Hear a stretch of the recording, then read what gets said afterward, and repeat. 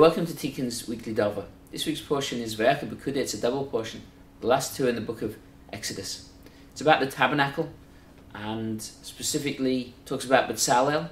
Bezalel was the master architect behind the tabernacle, and it reads as though he put the whole tabernacle together himself, which wouldn't be possible, just too much to do, and so much of it was not a one-man job. Clearly he had assistants.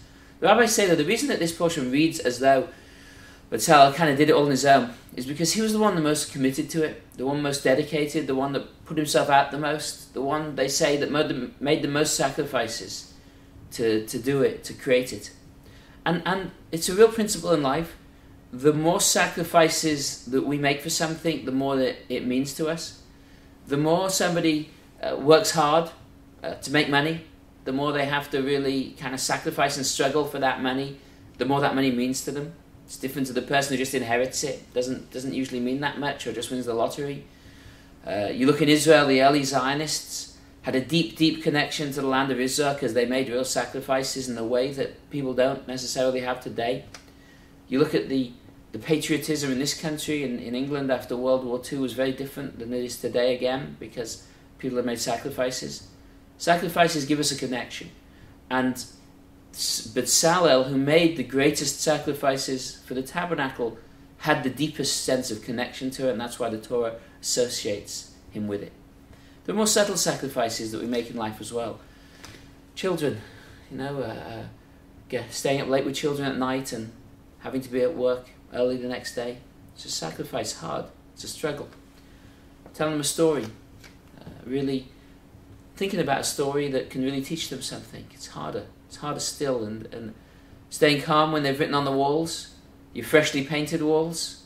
It's difficult. It's hard going. Allowing them their independence when you feel desperate to control them because you feel you know what's best for them. It's perhaps the hardest sacrifice of all with children. But the more sacrifices we make for them and on their behalf, the deepest bonds we will feel as a result. Marriage is another example. Marriage is about sacrifices. And by sacrifice, I don't mean giving in just so you can have a more peaceful life. Just have it and shut up. That's not what I mean by a sacrifice. I mean genuine sacrifices. I mean genuinely holding yourself back when you feel embarrassed in public with your spouse and you hold off until you get home to talk about it. Staying up with a baby at night and then not telling your spouse that you did it even. Just doing it because you felt you wanted her to be able to sleep. You wanted her to be able to sleep through the night. It's a sacrifice. Wanting to blame your spouse for something and then being honest and looking to yourself first and holding back. These are things that we kind of give up on, that are hard for us to do, struggles. But the more that we do that, and the more that we're able to do that, again, the deepest sense of connection, the deepest sense of bond that we feel. Nobody forced, nobody pushed Bezalel to make sacrifices on behalf of the tabernacle. It was absolutely a genuine labor of love. And nobody forces us either. Nobody forces us to make sacrifices for anything or for anybody. But there is a simple equation over here, just a simple little equation, and that is, if we want things in life to mean something to us, if we want things to genuinely mean something to us, then the more sacrifices that we make on behalf of those things or on behalf of those people, the more that they genuinely will mean something to us. Wish you Shabbat Shalom.